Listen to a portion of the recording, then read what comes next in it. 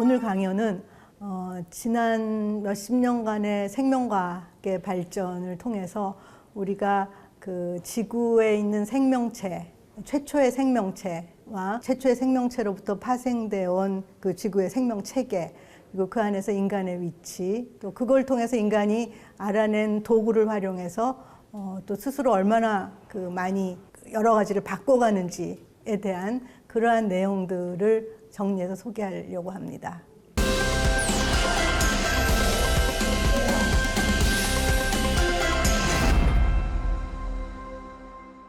저는 서울대학교 생명과학부의 명예교수로 있는 노정혜입니다.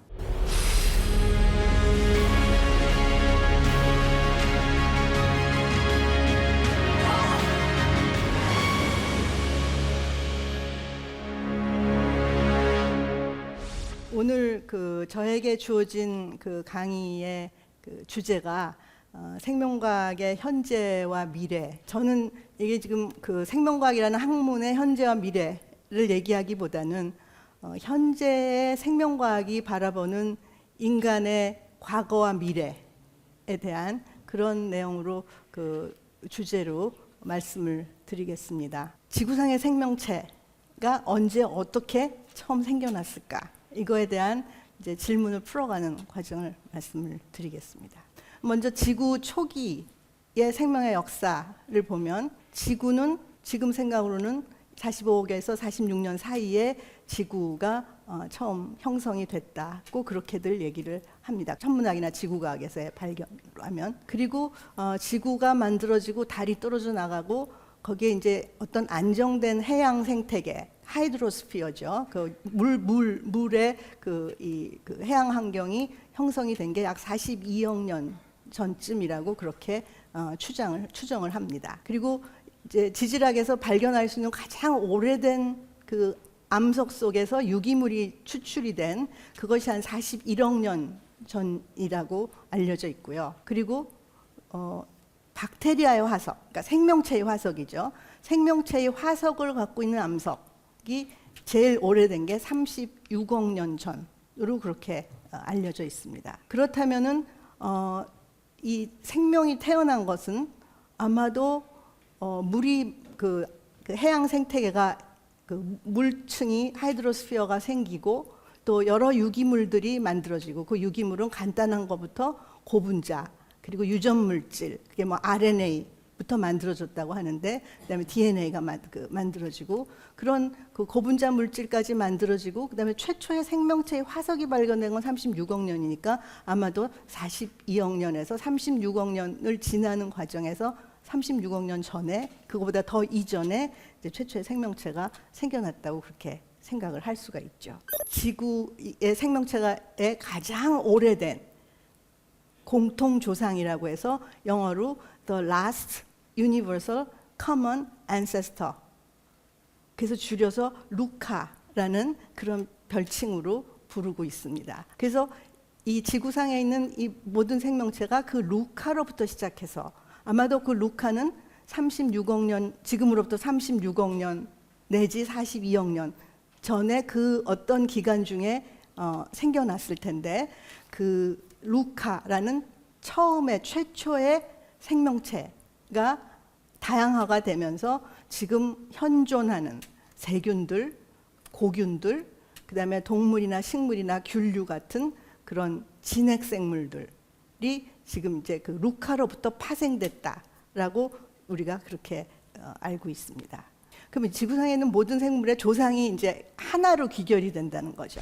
지구상의 이 생명체, 모든 생명체의 공통 조상이라고 하는 그러한 존재로부터 지구상의 생명체들이 다 유래돼서 나왔다고 생각을 하는데, 그렇게 생각하는 이유는 지구상에 현재 존재하고 있는 모든 생명체들이 거의 동일한 유전 암호를 갖고 있고, 그 다음에 그 유전 암호를 발현해서 표현하는 그 과정이 전사라든가 번역이라든가 RNA를 만들고 또 그 단백질로 해독하는 그 과정이 거의 비슷하고 거의 비슷한 기구들을 활용해서 유전자 발현이 일어난다는 그러한 것이 아주 중요한 이유 중에 하나가 됩니다. 이 모든 생물의 개통도를 만들 때 그 칼 우즈가 여러 생물들을 비교를 했을 때 세균이나 또는 진핵생물, 그러니까 동물이나 식물, 진균, 펀자이, 진균이 소속이 되어 있는 진핵생물들은 우리가 이미 다 그 존재를 알고 있었어요.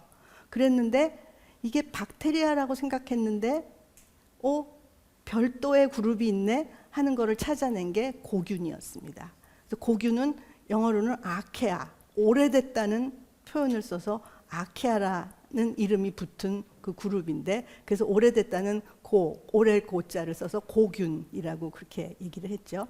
저 고균 도메인을 이제 맨 처음에 발견을 한 겁니다. 고균은 겉보기엔 세균하고 비슷한데, 그리고 실제로 세균이나 마찬가지로 원핵생물입니다.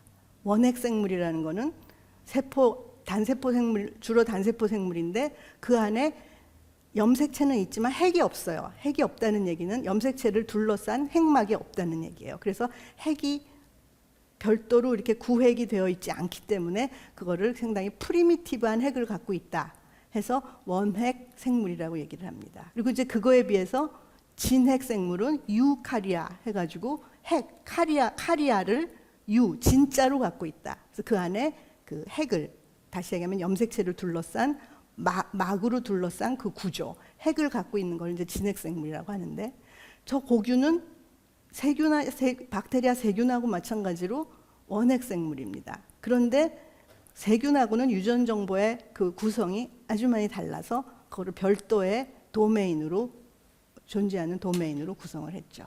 그래서 이제 저 고균의 존재를 맨 처음에 밝히고, 그 다음에 그 고균과 세균과 진핵생물로 되어 있는 세 개의 도메인으로 구성된 이 트리 오브 라이프, 모든 생물의 개통도를 1990년에 발표를 했습니다. 그래서 지구상에 있는 생물의 분류 체계가 저 세 도메인으로 분류하는 걸로 이제 정립이 1990년도부터 된 겁니다.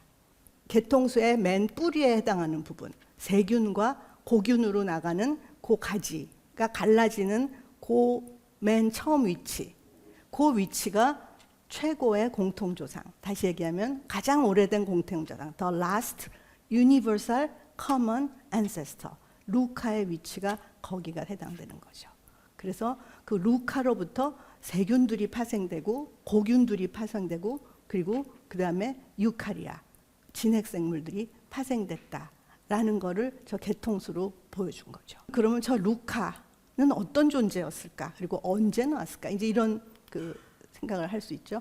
루카, 모든 생명체의 최고, 가장 오래된 공통 조상이죠. 그 루카로부터 세균과 고균이 두 가지가 이제 파생되어 나왔다고 그렇게 알고 있는데요. 이 고균과 세균이 갖고 있는 그 유전자들의 공통된 공통 분모에 해당하는 유전자 데이터베이스로부터 추출을 해낸 그 유전자들이 한 350개 정도가 됩니다. 그래서 그 350개 정도의 유전자의 정보로부터 최초의 이 공통조상인 루카의 성질을 유추해 볼 수 있는데, 어떤 특징을 갖고 있다고 유추가 되느냐면, 먼저 산소가 없이도 호흡을 할 수 있습니다. 산소 없이도 에너지를 얻을 수 있고, 그 다음에 수소를 사용을 하고요. 그 다음에 이산화탄소만 가지고 복잡한 유기체들을 탄수화물, 화합물들을 만들어낼 수가 있습니다. 그리고 질소를 고정해서 아미노산을 만들 수 있고요. 그러니까 무기물만 가지고도 스스로 생존할 수 있는 그런 독립영양체의 특징을 갖고 있고요. 또한 아주 뜨거운 환경에서도 살 수 있는 그런 성질을 갖고 있습니다. 그럼 이제 두 번째 파트에서는 이런 이 연구 과정에서 얻어진 지식을 토대로 그거를 유전과학 도구로 활용을 하게 된, 특히 박테리아 같은 작은 미생물에서 얻어낸 그러한 지식이나 도구의 활용을 말씀을 드리겠습니다. 그래서 유전자를 이제 마구 이렇게 서로 리컴바인, 재조합하거나 또는 에디팅, 편집하는 데 쓰는 그런 도구들이 주로 다 박테리아나 바이러스가 제공하는 도구들입니다. 예를 들어서 제한 요소라고 하는 건 DNA의 특정한 염기서열을 자르는 건데 사실 저것도 세균이 외부에서 침입하는 유전자로부터 자기를 보호하기 위해서 그거를 절단하는 일종의 셀프 디펜스, 자기 방어 메커니즘입니다. 근데 그거를 알게 된 다음에 이걸 활용하면 좋겠네라고 쓰기 시작한 거죠. 그래서 그걸 써서 재조합 DNA 기술이 시작이 됐고요. 그 다음에 세균 박테리아들이 갖고 있는 그 복제가 되는 스스로 레플리케이트, 복제할 수 있는 플라스미드 또는 바이러스 DNA, 사이즈가 다 작은 것들이니까 그거를 유전자를 전달하는 벡터 또는 비히클이라는 표현을 쓰죠. 그런 전달용 벡터로 활용을 하게 되죠. 그 다음에 효소들 중에는 DNA를 복제하는 데 쓰는 DNA 폴리머레이즈, 중합 효소가 있는데 이거를 활용을 해서 아주 적은 양의 DNA를 많이 복제해서 양을 확 늘리는 유전자 증폭을 하거나 심지어 유전자의 염기 서열을 결정할 때 중합 효소를 굉장히 많이 쓰고 있습니다.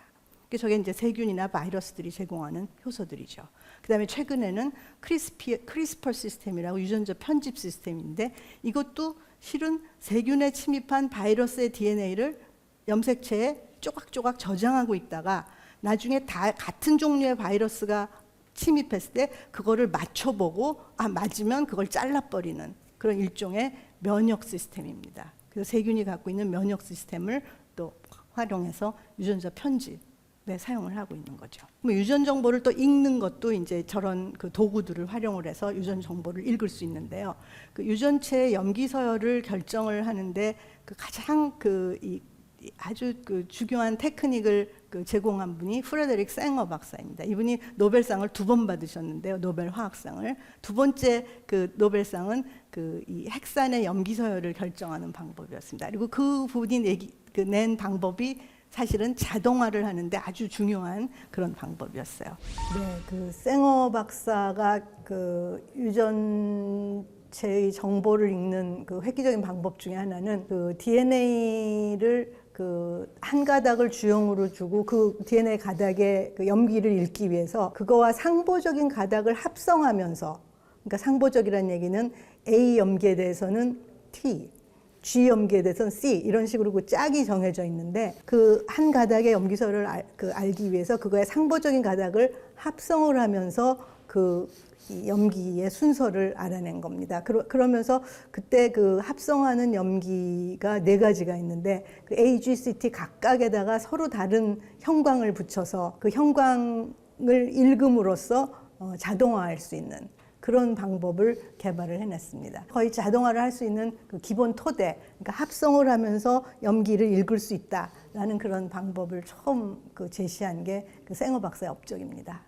그래서 지금은 거의 모든 차세대 시퀀싱, 그러니까 이게 점점 발전하면서 넥스트 제너레이션 시퀀싱이라고 하는데 그 NGS의 이런 그 생어의 방법이 다 이제 기반을 이루면서 활용이 됐죠.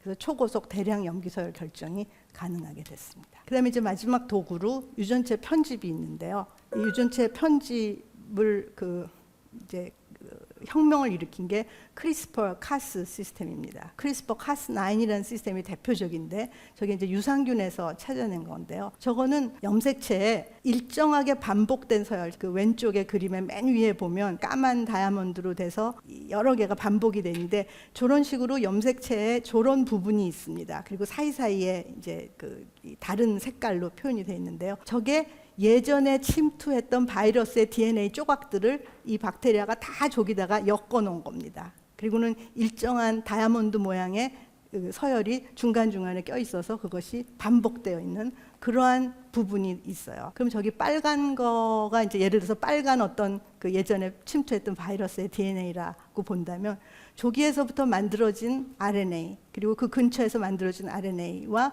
또 그 부분에서 만들어진 단백질이 이제 만들어져서 서로 복합체를 이루는데 저 빨간 부분을 유심히 보시면 그 빨간 서열을 갖고 있는 RNA와 이제 그 주변에서 만들어진 RNA가 저런 모양의 복합체를 이룬 다음에는 만약에 여기에 저런 빨간 거와 같은 염기 서열을 가진 바이러스가 침투를 하면 그 바이러스의 DNA를 저 빨간 거가 가서 딱 알아보는, 마치 GPS가 그 위치를 딱 알아보고 가는 것처럼 거기 가서 딱 결합을 합니다. 그러니까 예전에 침투했던 그 조각이 남아 있어서 그 조각이 새로 침투하는 바이러스의 DNA를 가서 서로 상보적으로 딱 결합을 할 수 있는 거죠.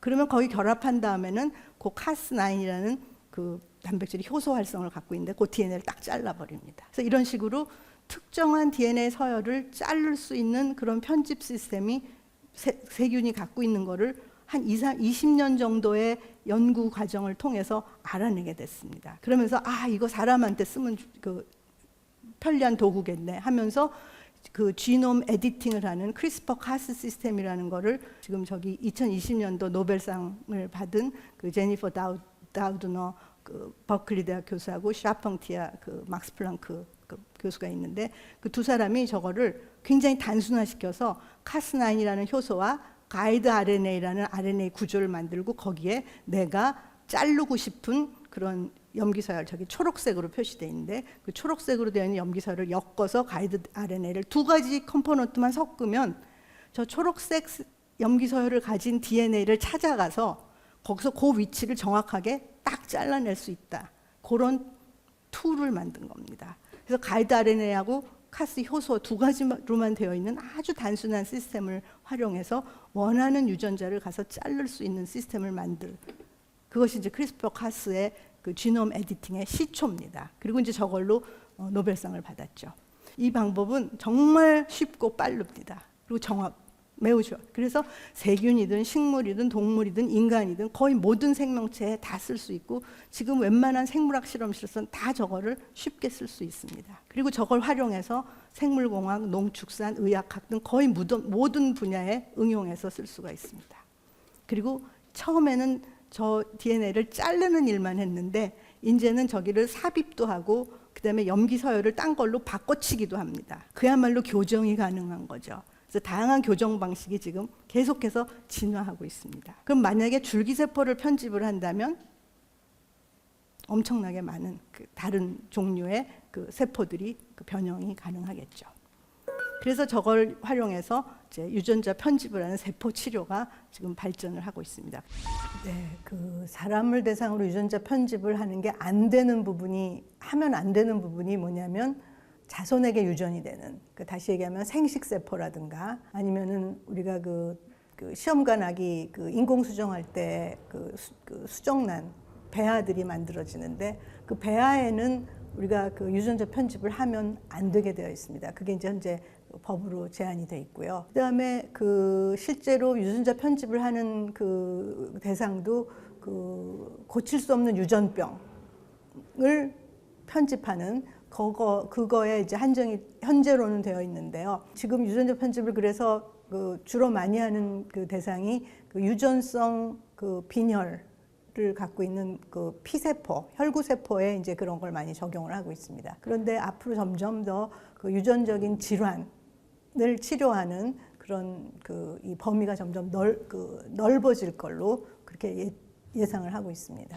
그래서 이제 이렇게 우리는 그 사이에 우리가 그 생명과학의 발전을 통해서 알았던 지식을 가지고 기술을 만들고 이 기술을 여러 군데 활용을 하지만 우리 자신의 생로병사의 문제에 저거를 이제 활용을 하기 시작을 했죠. 지난 20년 사이의 발달 속도는 어마어마해서요. 거의 뭐 레이 커스와일이 싱귤러리티가 가까이 왔다라고 하는 2045년으로 하는데 거의 이 그 가속도의 정도가 이렇게 수직으로 올라가고 있는 그런 걸로 지금 굉장히 가속화되는 상황이라서 기술 발전의 속성, 또 속도, 그리고 양상에 대한 이해가 필요하고 그다음에 그중에 일부는 굉장히 우리에게 혜택을 주지만 그 일부는 양날의 칼과 같아서 그 부작용에 대해서도 광범위한 예측이 필요할 겁니다. 그리고 혜택의 경우는 또 이게 어떤 소득에 따라서 달라질 수 있기 때문에 그 불평등의 시정을 위한 공공정책이 필요할 거고요.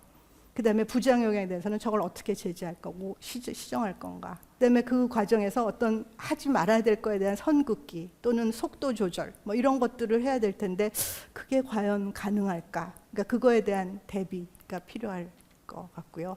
아마도 지금 제가 얘기 안 한 파트로 점점 로봇과 인공지능이 결합이 된 이 기계인간들이 이제 앞으로 굉장히 많이 발전을 할 텐데 그런 생물인간과 기계인간 그다음에 사람도 유전자 편집을 한 사람과 그렇지 않은 천연 인간들이 아마 2050년쯤 되면은 공존할 수 있지 않을까 대한 시나리오를 미리 생각하고 거기에 대한 대비를 해야 될 것 같습니다. 그래서 앞으로 그런 휴머니티가 과연 뭔가, 인간됨이 뭔가, 사람을 포함한 생물계 전체, 생태계의 어떤 지속 가능성에 대해서 우리가 새로운 지금 지식과 기술의 현 상황을 이해한 상태에서 그거에 대한 새로운 이해와 의미의 정립이 필요하지 않을까라고 생각합니다. 긴 시간 강의 들어주셔서 고맙습니다. 감사합니다.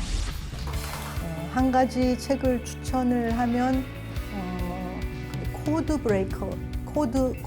브레이커라고 그 월터 아이삭슨이라는 그 전기를 주로 쓰는 작가가 쓴 책인데요. 이거는 유전자 편집, 특히 크리스퍼 시스템을 개발해낸 그 제니퍼 다우드너 교수를 중심으로 해서 여러 그 과학자들과의 협업, 경쟁, 그다음에 그것이 금방 기술로 이루어지면서 그 기술이 또 지적재산권 특허로 되면서 거기에서 어떤 경제적인 이런 그 경쟁이 과열이 되는 그런 모든 과정들이 거기에 같이 복합적으로 들어있습니다. 그래서 과학적 지식을 얻는 과정, 또 그것이 기술이 되는 과정, 그것이 또한 어떤 그 산업이 되는 그런 과정들에 엮인 얘기들이 굉장히 잘 여러 면으로 소개가 돼 있어서 그 책을 한번 읽어볼 만하다고 생각합니다.